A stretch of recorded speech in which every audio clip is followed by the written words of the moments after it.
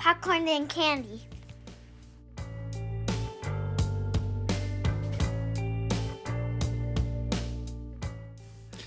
Hey there, movie fans, and welcome to the inaugural episode of PopcorNN CaNNdy. I'm your host, Brandon, and today we're going to start with what I hope becomes your favorite podcast.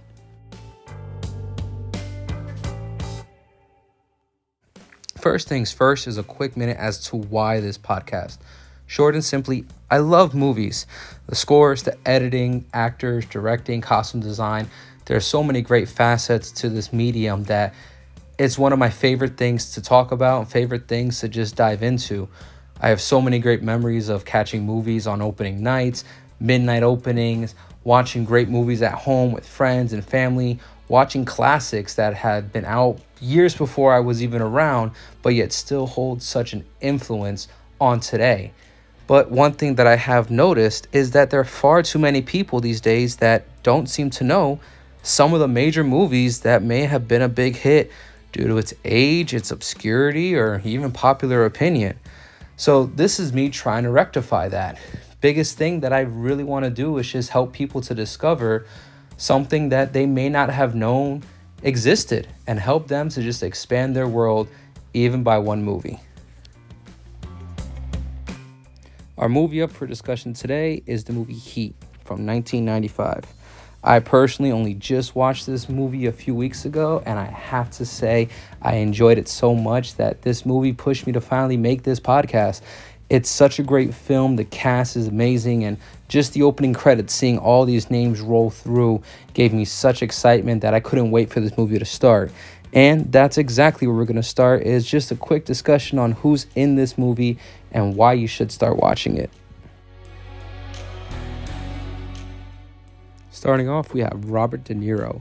For the uninitiated, this man is a legend. Boasting 2 Oscar awards and credited for over 100 acting roles, this man is worthy of the respect he commands on screen. To name a few of his other movies, we have ones like Goodfellas, Raging Bull, Taxi Driver, and more recently, Joker and The Irishman. As you can see, this man is not someone to be trifled with, and his portfolio is extensive. After that, we have the man himself, Al Pacino. Boasting his own Oscar award, this gent also has quite a career to be proud of. Movies like Scarface, The Godfather, and he even co-starred alongside De Niro in The Irishman.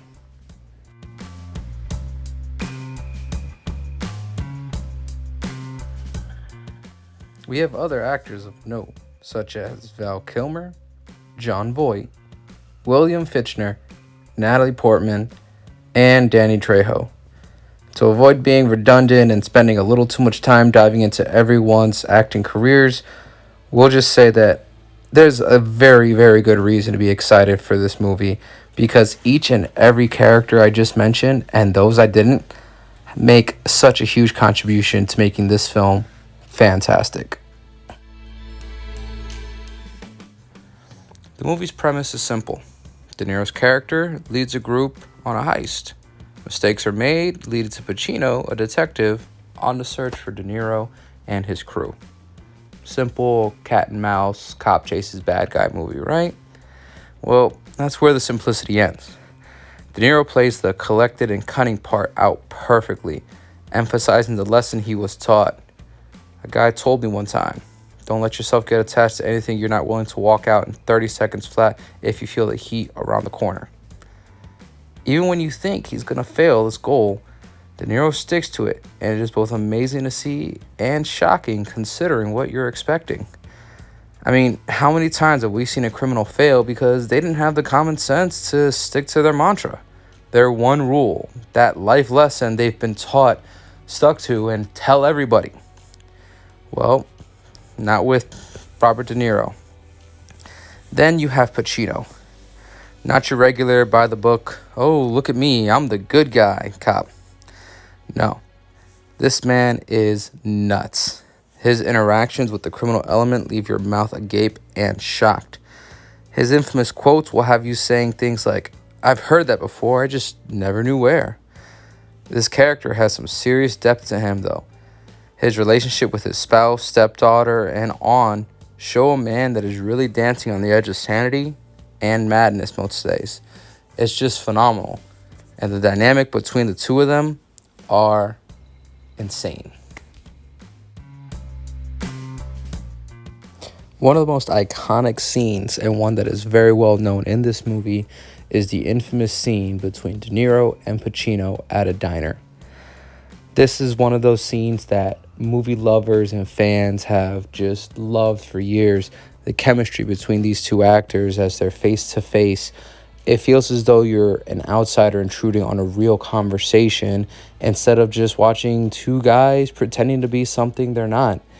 It's one of those moments where when watching this movie, it makes you realize that this is why movies are made, to tell stories that otherwise we couldn't see in our day-to-day lives.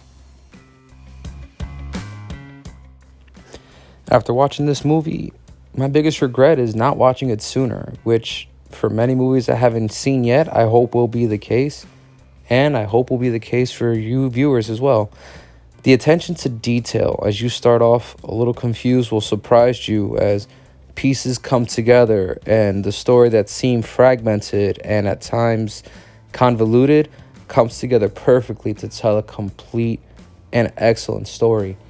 Characters are introduced at what seem like random intervals, and people who seem to have no place in the movie suddenly make their appearance in a way that makes sense. It doesn't feel like it's forced or shoved in there just to add a little extra or make something more than what really is happening. Some of the best moments of this movie are just breaking the audience expectations and leaving you wondering what's going to happen. In today's day and age, it's so hard to find a movie that really is going to surprise you with its story, and Heat does that. As we continue getting into spoiler territory, just keep in mind that this movie is definitely something you're going to want to watch more than once. One of my favorite scenes is the bank heist scene, which is absolutely insane. In it, we see De Niro and his crew pull off what should be a near-perfect robbery. However, little pieces that before hadn't connected yet do so in time to create a set piece that is very much a contender for my top favorite shootout scenes. All hell breaks loose, but it isn't your usual hide behind a car, shoot a little, then the police shoot, then back and forth, a little more back and forth until everyone's dead or gives up or some miraculous MacGuffin shows up to save the day. No, this scene is dynamic, realistic, without needing to be unnecessarily graphic. You feel the tension, you feel the fear in the citizens standing by, in the police that are trying to stop these robbers, the tension in De Niro as he's trying to figure out what happened, and Pacino as he's trying to get his man. It's just one of those scenes where as the scene continues to build and build and build, you're just wondering what is going to happen, because so far it's not at all what I expected. The bad guys are seen reloading their weapons, moving away, the police chasing them. It's all these little details that make it feel like you're watching something that happened, not just something that was made for the movies. I can't imagine the effort, coordinating, and time it took to make such a scene like this on the big screen. And honestly, every single person involved deserves some commendation. My joy continued all the way to the final scene of this movie. De Niro running from Pacino, find themselves in an airport runway. Every time you think you know what to expect, it isn't so. Is De Niro going to escape? He's smart enough. Will Pacino get his man? I mean, he is the good guy after all. Am I rooting for evil to win in the form of De Niro's criminal character? Do I really want someone as muddled and twisted as Pacino to succeed after everything? Man, just thinking about it gets me excited for the day I revisit this movie. And then comes that final confrontation.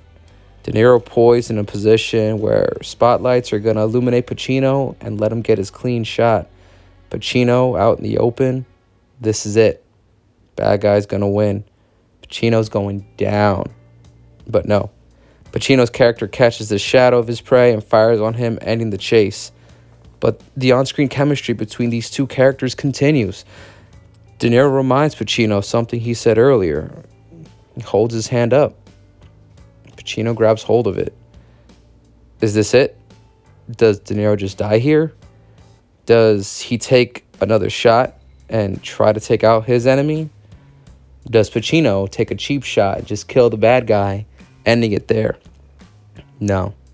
Pacino stands there, respectfully, letting his enemy have his last moments in peace. De Niro accepts his fate and goes out like the true champ that he is.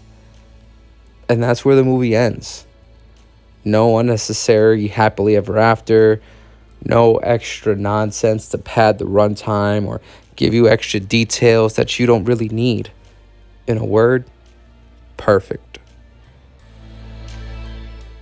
So one of my favorite things when it comes to movies is finding out those little extra details or bits of trivia, just things that add to the movie and make it more real and let you appreciate some of the extra bits that have come on. One of the biggest things that I thought was really surprising was that although both our main actors were in the film Godfather Part 2, this movie marked the first time they acted together on screen, which was a big deal at the time and was a huge part of the advertising for this movie. Additionally, although never revealed in the movie, it has been stated that Pacino's character was a cocaine user, which explains some of his more explosive outbursts he has in the films. In fact, several of his co-stars have commented that Pacino was so intense and so believable that some of his lines when delivering them legitimately surprised and scared his co-stars. So, I hope this has gotten you interested in seeing this movie. I'm sure that even for the casual movie fan, it's one you'll be happy you took the time to experience. For our next film, I'm thinking of doing a review on a movie I watched last year, but definitely had some thoughts I'd like to share. With that, I ask you guys to please give this a like, share, and if you feel, you can even subscribe. My goal is to do at least one of these videos a week and make this your favorite podcast to listen to on your break. If there's any movies that you like that maybe a lot of people you know haven't seen or maybe just don't show it the love, also feel free to comment that in the bottom. I'd love to hear your thoughts on movies that you love, as well as have some suggestions as to what other movies we can talk about. With that in mind, my name's Brandon. Thanks for joining me today.